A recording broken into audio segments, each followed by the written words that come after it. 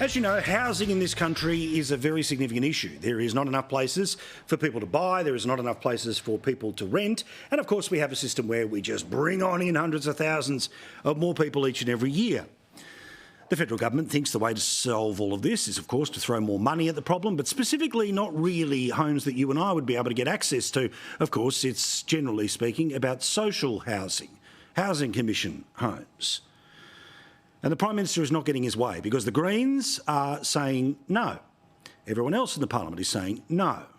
So today, Albo threw the ultimate toy out of the cot that any Australian Prime Minister has the opportunity to do, and that is to threaten that if they don't get what they want out of the Senate, and it is rejected twice, then we would be off to a double dissolution election. Try not to laugh. You could go to a DD, though. But you probably won't go to a DD because it wouldn't be a great result for you, would it? Well, we'll wait and see. Now, of course, the bad result that Andrew was referring to there was that in a double dissolution election, it doesn't really matter what happens downstairs because it's still all of the normal seats. You need 76 to become the government. But in a double dissolution, what you do is rather than have half of the Senate up for grabs, with the other half sitting around for another 3 years, you wipe everyone and you go back to the start. Every spot in the Senate would become available. But as that other strategic political genius, the ghost, Malcolm Turnbull, worked out, if you have a double dissolution and all of the Senate is up for grabs, then the bar to actually get people elected to the Senate is halved. Literally half as many votes as you would need to get in on a half Senate or normal election would be the case in a double dissolution. Now, that would mean, given the current polls, there would be more Greens in the upper house. It would potentially mean that there would be more Libs in the upper house. Of course, the crossbench 2 would most likely explode, just like it did again when that guy playing 4D chess did it in 2016.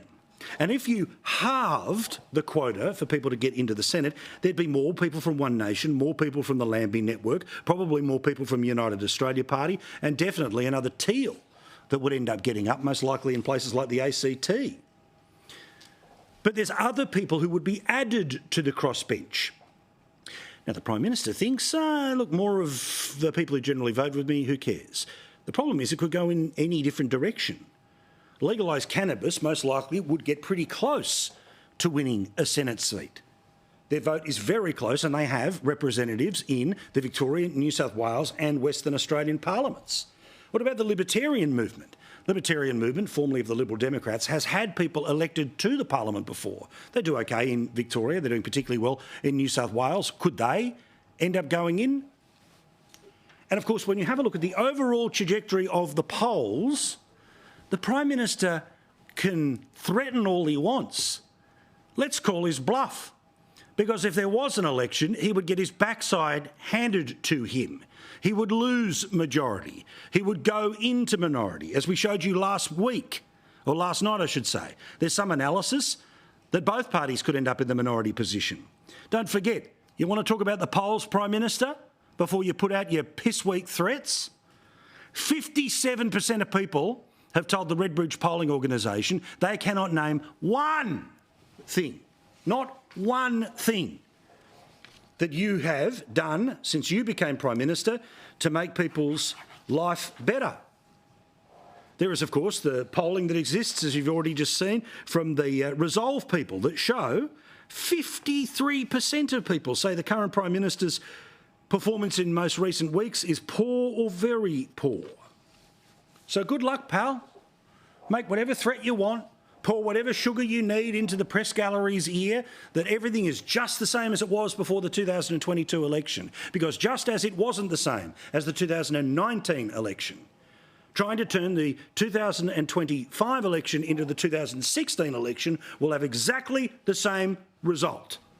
A first-term government will get a whole collection of seats smashed out off their record. But unlike the ghost, who had a backbench thanks to the win of Tony Abbott in 2013, you don't have any backbench to burn.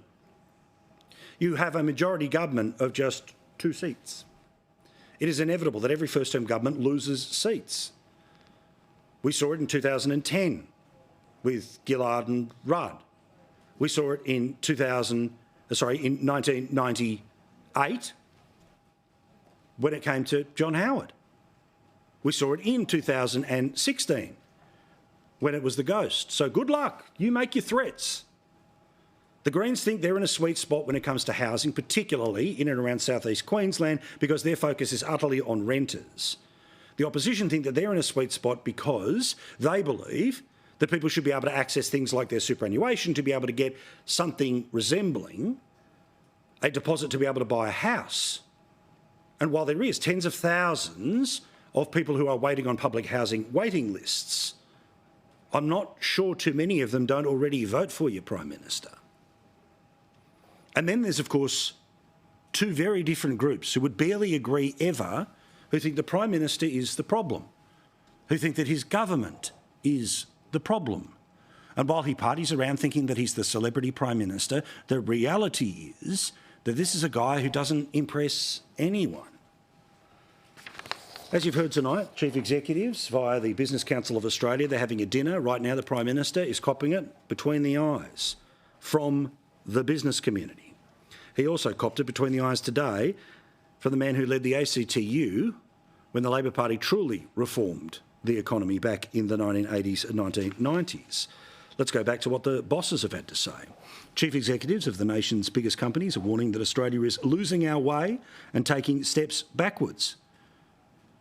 The person who represents the Business Council, who represents companies like BHP, the banks, accounting firms, Wesfarmers, Hancock Prospecting, Telstra, Atlassian and Qantas, say the country is losing its way.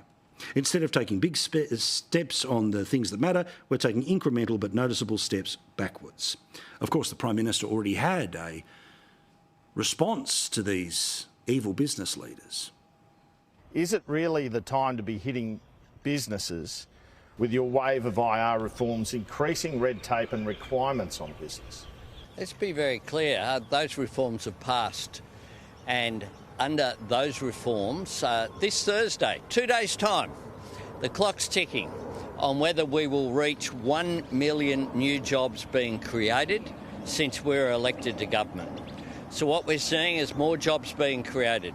We are seeing higher wages, we're seeing continued growth, we're seeing a continued rise in business investment, we're seeing all of those factors. Of course, as I've shown you many times before, when it comes to the economic growth, this country is more like the car that's out of tune, that's idling at the traffic lights and just slightly creeping forward. But then there's Bill Kelty, former boss of the ACTU, the trade union movement. He says that we need a Labor Party in which big issues are confronted, describing the Albanese government instead as mired in mediocrity. The government needs a greater dose of imagination. The Labor Party seems to have lost its way. So the bosses, the unions are saying the same thing. The Prime Minister just thinks you're stupid and are too busy to notice. Well, I don't accept the premise because every indication is certainly not that. I'm very confident that when Australians focus on what the next term is about, a government that's making a difference to the economy, a government that wants an economy to work for people, not the other way around. Blather. Of course, the reality, and this is what I've spoken about for years now, is that the economy that they talk about is the economy that the government's able to give itself a gold star for. The one that talks about, say, budget surpluses, not budget deficits. The economy, in terms of you and I, is that we're in recession. For 6 quarters in a row, the best part of 18 months, we've all gone backwards. The only reason that we are sputtering in terms of growth is because of the number of public servants that have been hired. The pay rises to the public servants. The amount of infrastructure spending that state governments are borrowing billions of dollars to build, which in part also is pushing up inflation. An inflation rate that, by the way, in Australia is doing worse than places like the United Kingdom, the United States or Canada. And when the Prime Minister talks about growth, again, stats, baby. We've got them here. We've got the data, not just the opinion, not just the Catherine Wheel of showbiz. We've got the data to prove it, pal. This is Australia. Anemic growth.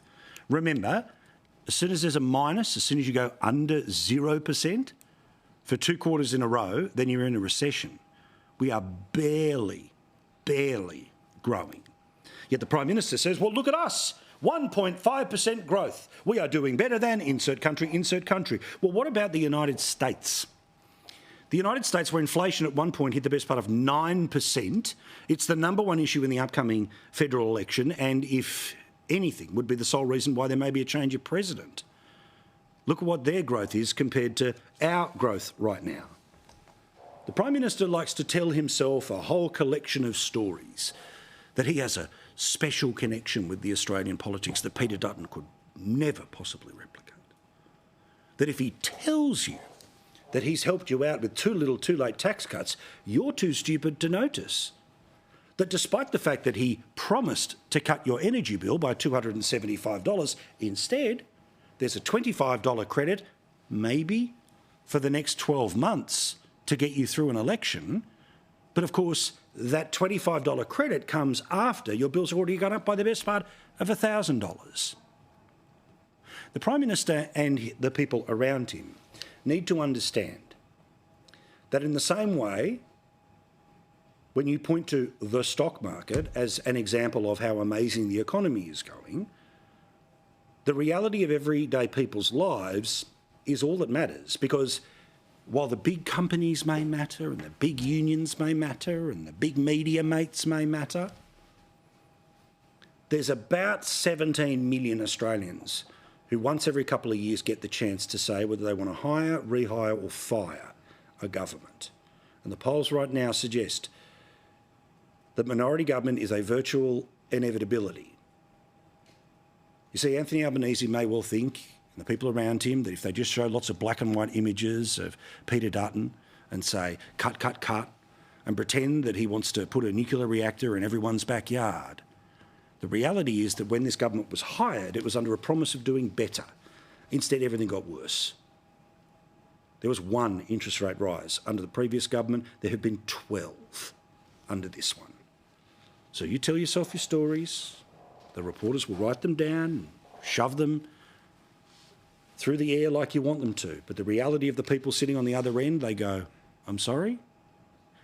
Remember, almost 60% of Australians cannot say one thing that this government has done to make their lives any better. Good luck with that proposition at an election, Prime Minister.